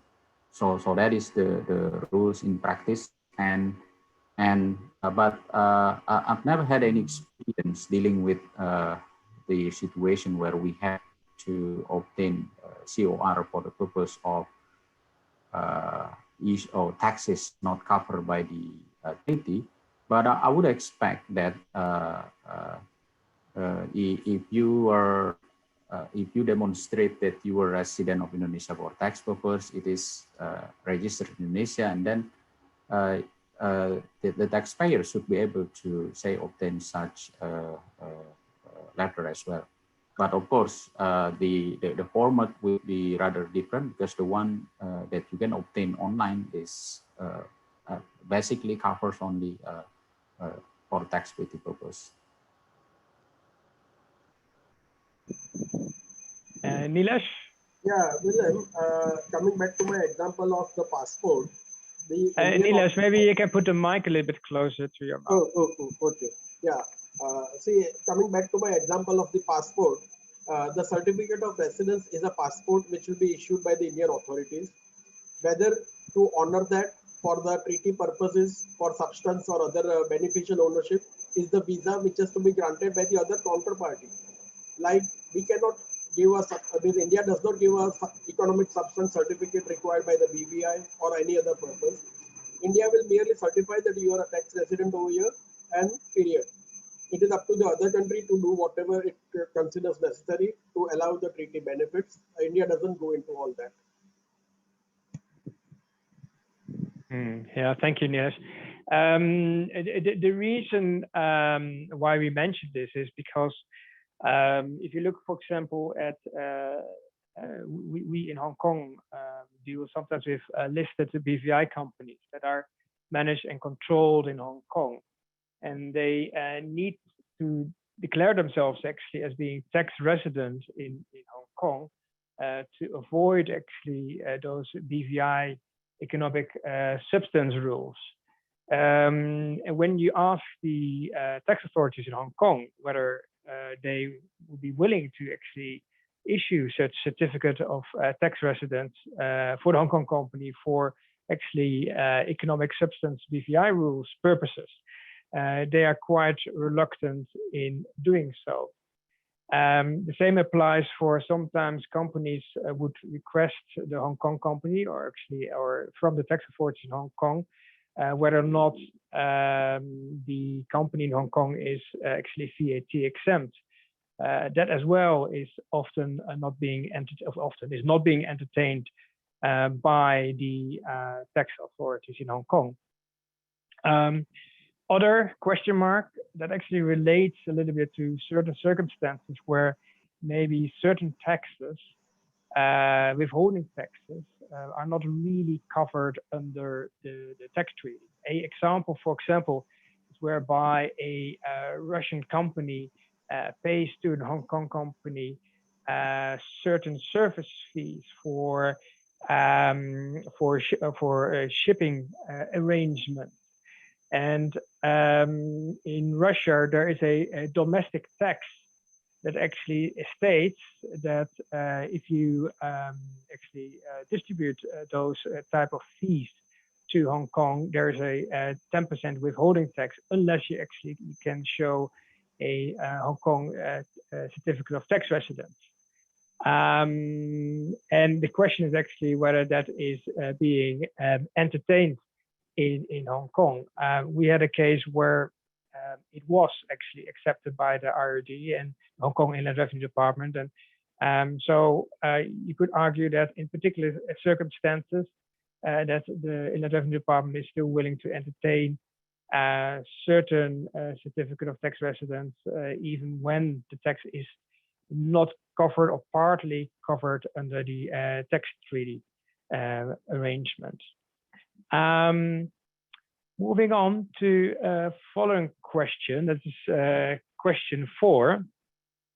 As we just said before, during the introduction, is that most tax jurisdictions, right, they look at the tax substance and they look at beneficial ownerships.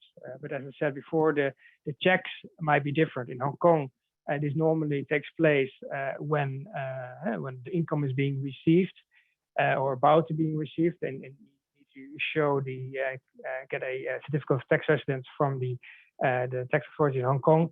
But in Korea, India, and Indonesia, this is a later moment. But in both circumstances, or in all circumstances, all countries are looking at the substance of the company. And the general question that I would like to put forward here to the panel is whether we would not be better off with just having fixed substance rules in place. I mean, it is either that the tax authorities will look into do a kind of balancing of exercise, whether your company has enough substance in Hong Kong, or we have fixed rules, such as that when you have 2 local directors on board, the local directors do have a particular type of income. Maybe they both earn 100,000 euro a year. There's a particular office. These are when you've met those conditions, you have substance, right? Certain countries like Netherlands, I think maybe also Singapore, when you have these rules in place, it is considered to have enough tax substance, and you don't need to do really a balancing of exercise. What is Nilesh? What are you thinking about that? Yeah, thanks, Willem.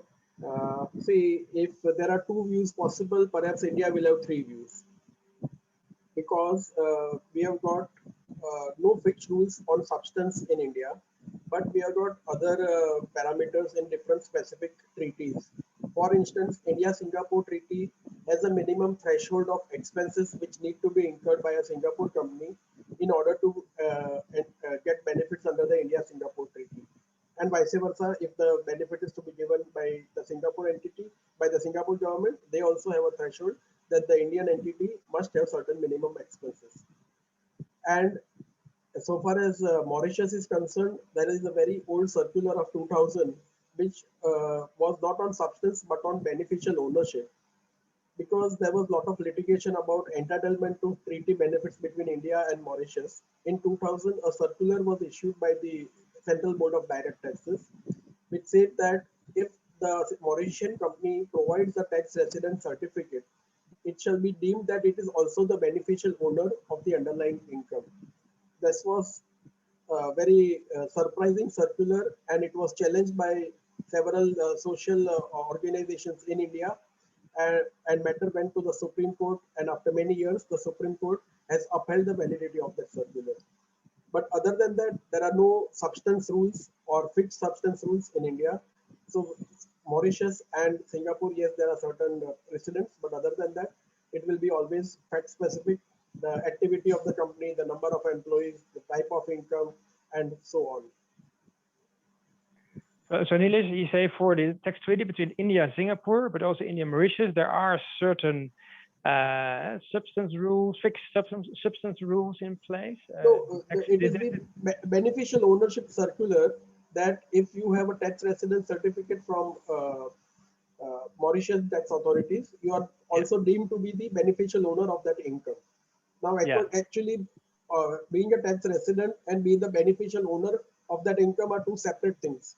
But in 2000, the Central Board of Direct Taxes said that if you are a tax resident, you are also the beneficial owner. This was the surprising circular which came in 2000. Right, but then, okay, but then we talk more about the Indian-Singapore tax treaty, which actually says if you have a particular expense, Yes. then you are supposed to have substance.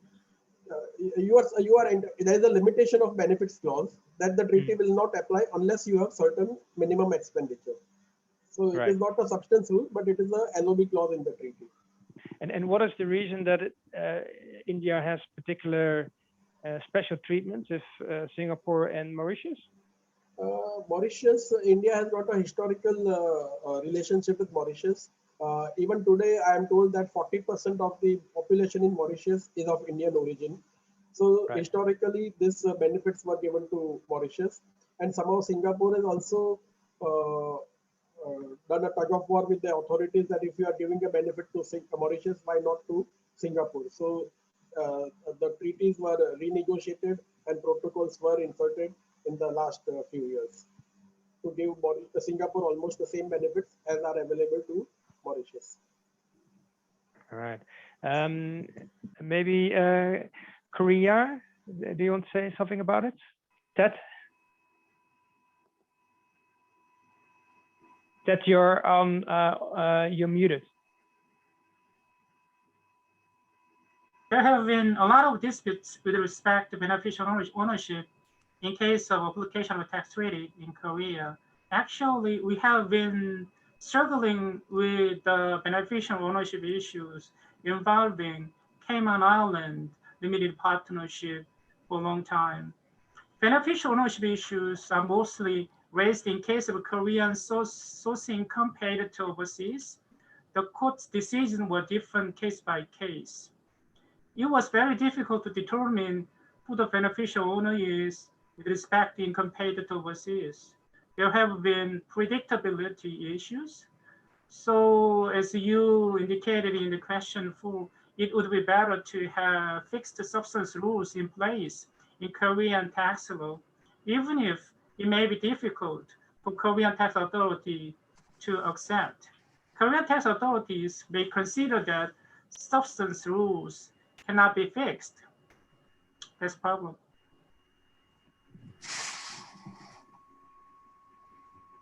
Each one?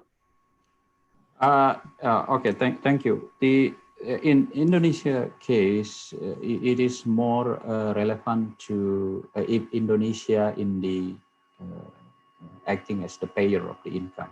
So it is in relation to payment of dividend interest or royalty to or interest to Netherlands in this case.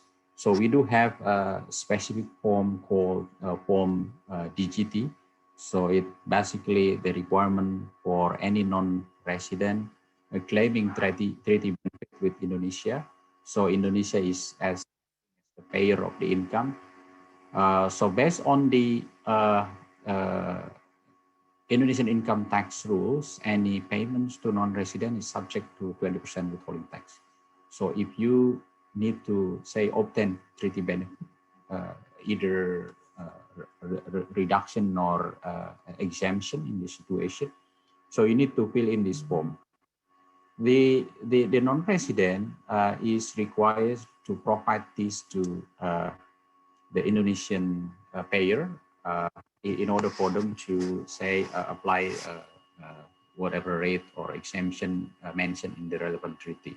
So, and in relation to the substance, there is specific part of the Form DGT that the non-resident must declare that it qualifies or it meets the substance requirement. So there are some questions that you need to answer, that you need to provide answer with yes, otherwise then the substance will be questions, and then the Indonesian tax authority will reject the application. So the relevant questions include economic substance, legal form, then the entity must have independent management, assets, the employee, etc.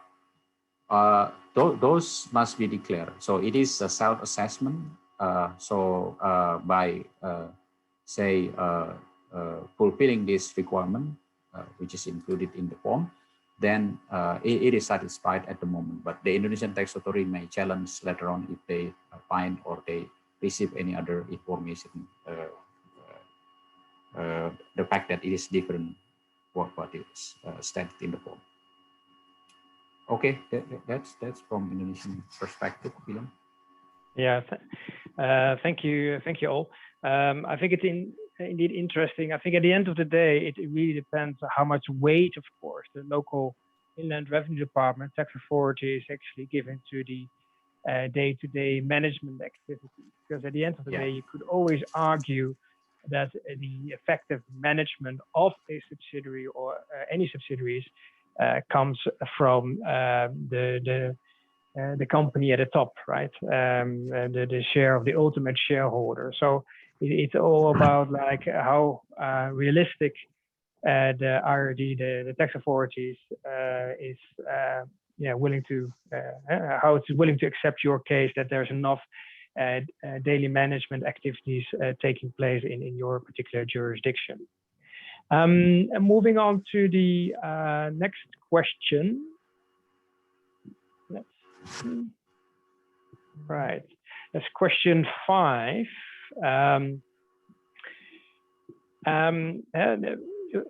When a certificate of tax residence is issued, the question is whether your tax authorities would also look into whether the company is actually beneficially entitled to the income. And that is particularly the case in Hong Kong. Whereas in the other 3 jurisdictions we're talking about right now, Korea, India, and Indonesia, the beneficial owner check takes place upon distribution of income. Maybe Nilesh and each one, and also Ted, can just in brief, not too much in detail, shine light on your local requirements. Yeah, thanks. I'll mention about the requirements in India. In India, the check for beneficial ownership is done at the time of remittance of income. And at that time, the remitter is expected to obtain a certificate from a chartered accountant certifying the amount of tax to be withheld. At that time, the chartered accountant will go through your treaty entitlement, and therefore he will also have a look at the beneficial ownership and he will issue a certificate. Thereafter, the matter will be taken up during the tax audit by the tax department, maybe 2 or 3 years later down the line. And if they find that the certificate or the remittance was made without considering certain aspects, or that the treaty benefits were not supposed to be given, they will raise a demand on the person who has made the remittance, because they will treat him as an SSA in default, the person who has not withheld the tax as per the law, and then the litigation will start. This is how the process works in India. Thanks, Willem.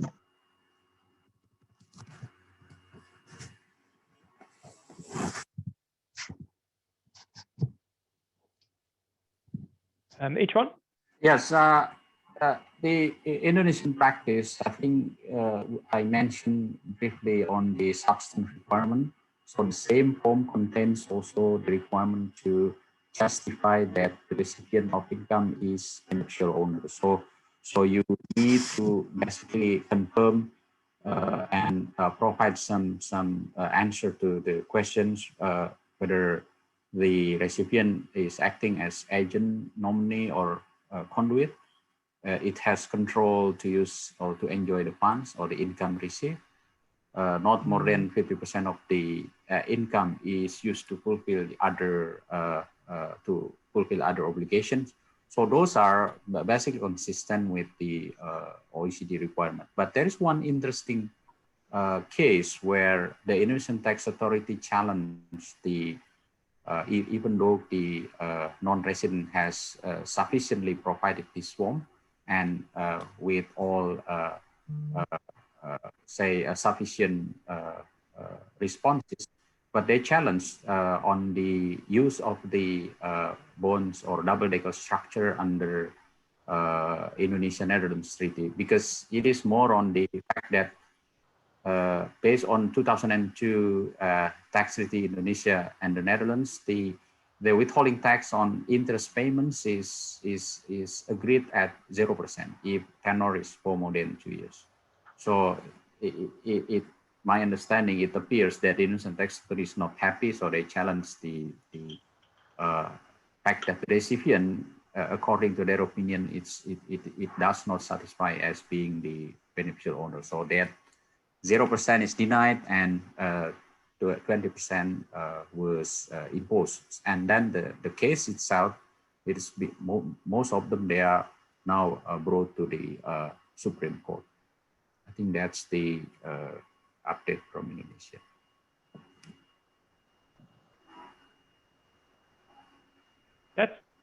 Yeah. In Korea, when issuing a COL, Korean tax authorities would not check whether Korean company is beneficial owner of income received from overseas. I think it is because every income received by Korean company from overseas should be subject to Korean income tax in Korea. However, when paying Korean source income to overseas, whether the recipient of income is beneficial owner of the income should be reviewed. Beneficial owner should prepare and submit the self-declaration form for reduce the tax rate or full tax exemption under the tax treaty to the withholding tax agent or tax authorities. Beneficial owners should also prepare and submit the application form for tax exemption under the tax treaty to Korean tax authorities through withholding agent by attaching COL. Requirements for the beneficial ownership are not defined in Korean tax law. Under the court's decision in determining who the beneficial owner is, various and complicated substance should be considered, including whether the income recipient maintains physical presence in the treaty country, or whether the income recipient has the independent disposal right to the income paid by the Korean entity, or whether the income recipient is subject to tax in the resident country, something like that. In case of overseas investment vehicle, we call it OIV. Different rule applies in terms of determining who the beneficial owner will be.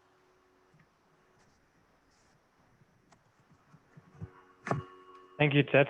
I won't go into detail with the requirements actually in Hong Kong, but the annoying thing, or what I think is incorrect in Hong Kong, is that when there's a distribution takes place, and looking at our previous diagram, if there's a distribution from mainland China takes place to Hong Kong, and the tax authorities in mainland China require the Hong Kong tax authorities to issue the certificate of residence.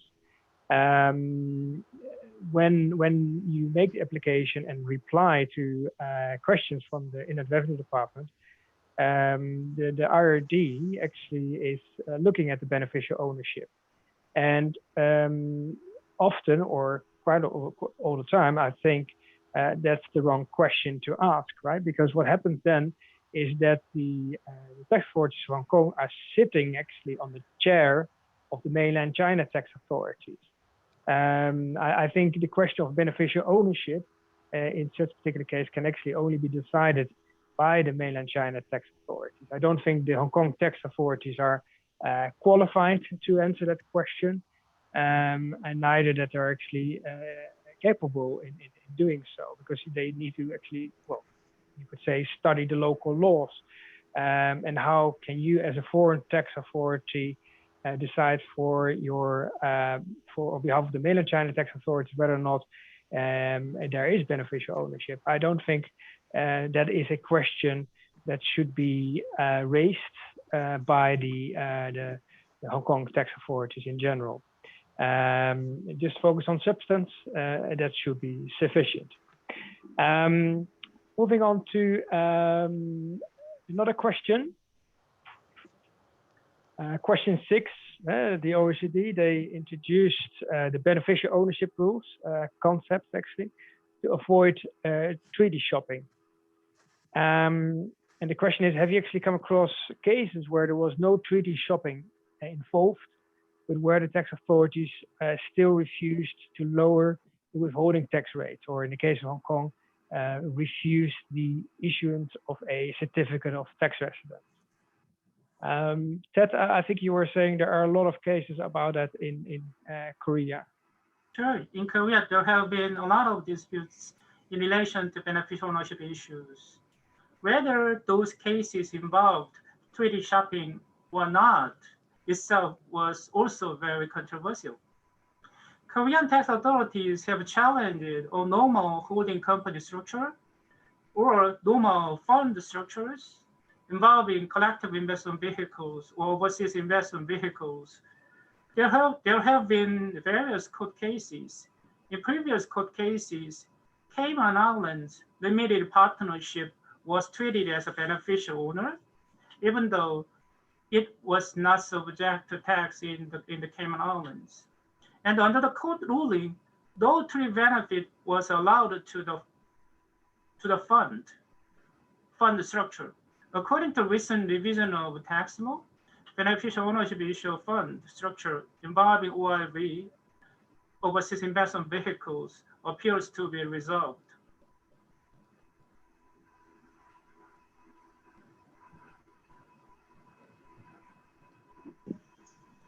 Nilesh? Willem, I don't know of any case where the parties agree that there was treaty shopping. That is something which everybody says, everybody does, but everybody says that we don't do treaty shopping. And beneficial ownership, there has been a very interesting case in India with respect to, again, the Mauritius Treaty.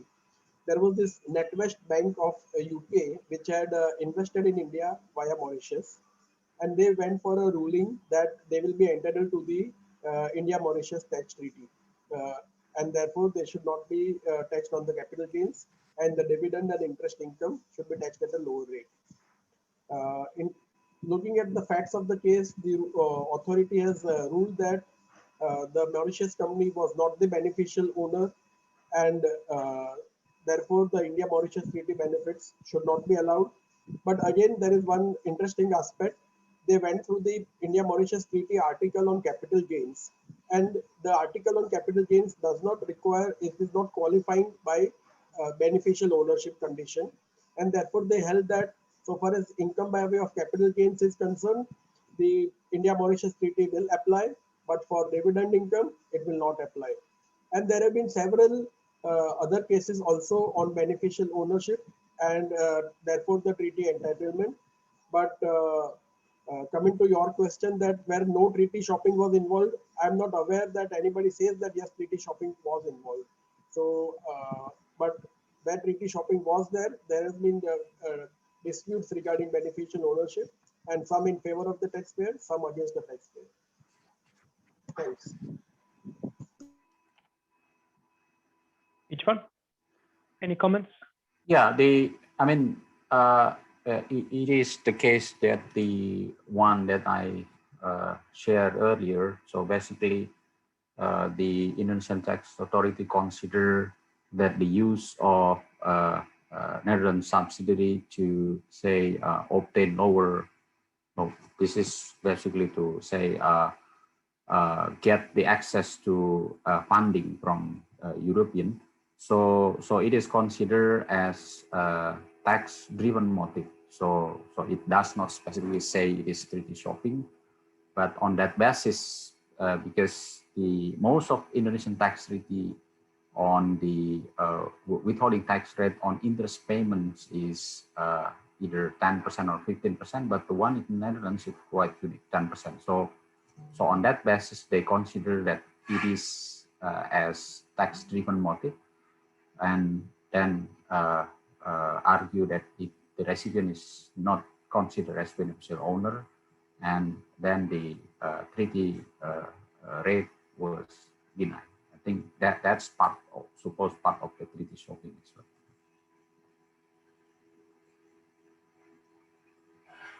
well. Thank you, Tron. Yeah, my point here is actually that I think we talk about, for example, the same treaty benefit rule. Often, what I've noticed a couple of times when you do an application for a certificate of residence, Sometimes the IRD is a little bit too much focused on the beneficial owner concept, and not realizing that if the company was held directly by that particular entity, ultimate beneficial owner, the rates would be the same. And so, because you could argue, if there's no treaty shopping, there's no benefit of having a treaty in between. There should that company should also be actually a beneficial owner. Moving on to a next question. Oh, in the interest of time, we need to maybe speed up a little bit. Question 7 is whether the non-discrimination articles of tax treaties also can assist us with actually obtaining a certificate of tax residence or a lower withholding tax rate. Nilesh, do you want to say something about it? Yeah, very briefly, there have been cases that the non-discrimination article has been invoked and a treaty benefit which was denied has been made available because the lower withholding rate or the narrower scope of income has been applied using the non-discrimination article. There have been a few cases, and the non-discrimination article has been successfully applied in a few cases. Okay, Ted, I think you want to say something about it as well? Briefly, substance over form rule and beneficial ownership rule in Korea have been evolved as a general anti-avoidance rule from domestic substance over form rule in Korea. So generally, non-discrimination articles of tax treaties would not be helpful in Korea with obtaining a lower withholding tax rate under a tax treaty. But in previous case, Korean court denied the treaty benefit to the ultimate investors having treaty. So in that situation, the taxpayers has been arguing that treaty benefit should be allowed based on the ultimate investors' residency in substance. Thank you, Ted. I think each one, you didn't want to say anything about it, right? Or yeah, no. Technically, yes, it is possible, but I've never had any experience dealing with this situation. Right. Okay. Well, we in Hong Kong, we use this sometimes as an additional reason to actually, of course, acquire successfully the certificate of tax residence. But you always can try. Maybe one of the last questions I would like to raise, maybe we skip question 9, but question 8 might be of interest. And the question is whether you have encountered any mismatches and how that was actually being solved. So the question is actually like, if you have a certificate of tax residence that is valid for the year 2020, but then a dividend will be paid out in the year 2021, but it relates to the year 2020. Will your tax authorities still accept that? Each one? Yeah, back to the use of the POM DGT, in this case, in the situation where Indonesia is the payer of the income. So the POM requires the non-resident to say ask the relevant competent authority to provide approval or acknowledgement to this specific POM. But I understand some jurisdiction is reluctant to say certify this POM. So then the Indonesian Tax Authority accept also the a certificate of residence. So the POM itself, suppose if it is certified by the tax authority, it can be used, or it valid for 1 year since the date of the issuance. But if say it is supplemented with the say, official certificate of resident, then there may be an issue if the relevant certificate of resident mention specific fiscal year. So, for example, it is for the use of current period, but the certificate of resident mentioned that it is resident for fiscal year, say 2020. So it is passed already. So what we need is the current one. So in this case, the treaty benefit will be denied, but it does not say that you cannot claim. You can, the non-resident can claim later on once the newer certificate of resident is applicable. Okay, that's from Indonesian point of view. Nilesh, any comments you want to add? Very briefly, as I mentioned earlier, the certificate of residence is considered by the chartered accountant when he's certifying the payment and the rate of tax under the treaty. At that time, he will look at the overall facts and circumstances, like whether there was tax residence in the earlier years, whether there are any change in the facts and circumstances, and he may allow a remittance based on that. When the tax audit takes place after 2 or 3 years, obviously the certificate of residence would have been obtained by the remitter, and at that time, if it is not available, there could be an issue. But otherwise, if it is available, there is no issue. Thanks.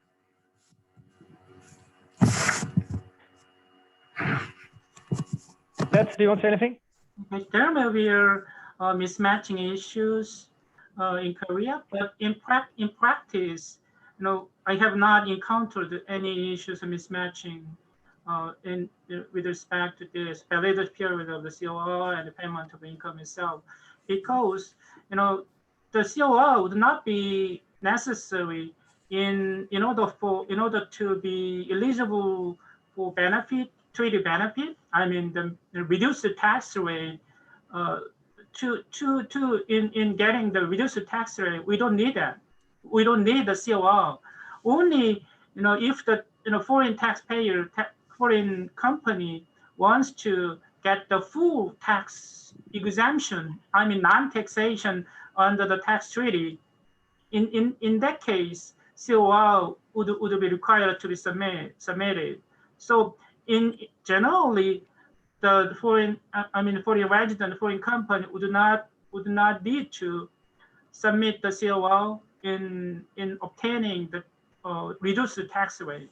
And in relation to the the case, so the foreign company submitting the COR, interestingly, there is no specific regulation in terms of the validity period of the certificate of tax resident under the Korean tax law.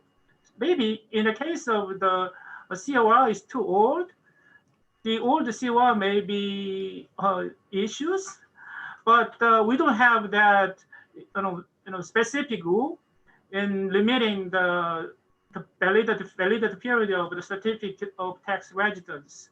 So we think that all the COR could be submitted to the Korean tax authorities, and later the Korean tax authorities may request new one, and later during the tax audit, maybe the taxpayer should be able to submit newly issued COR at the time. Yeah, thank you, Ted.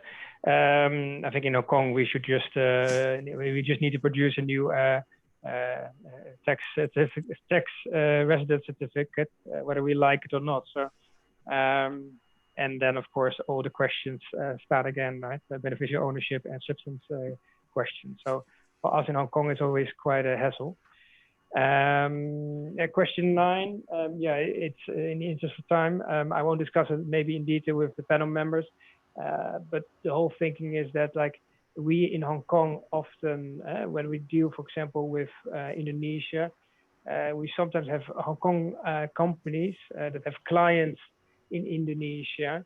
And when the Indonesian companies or actually clients pay certain service fee to Hong Kong, each time in Hong Kong, we would actually need to provide for a new tax resident certificate. And in Hong Kong, it seems that, or it seems, but it's a fact that the tax authority is quite reluctant in issuing more than one tax certificate.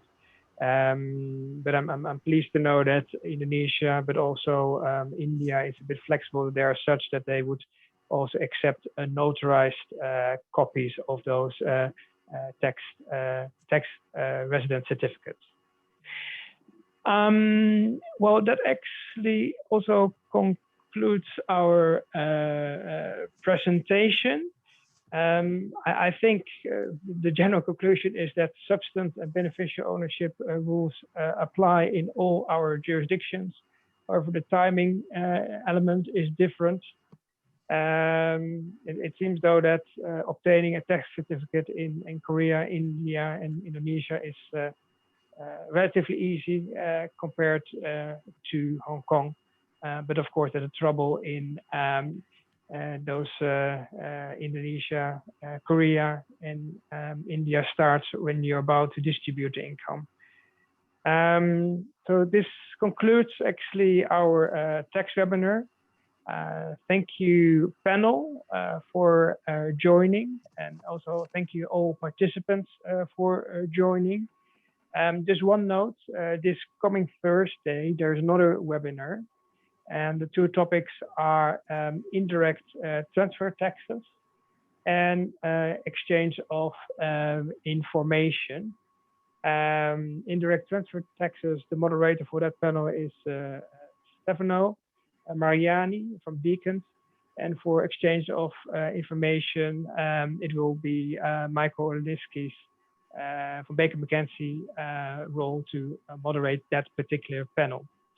So I hope also that everybody received the Zoom details for that particular event. If not, please let us know. So I hope to see everybody soon again, and obviously, hopefully, see you guys at this coming Thursday. So thank you for joining. Thank you. Thanks, William. Bye. Bye.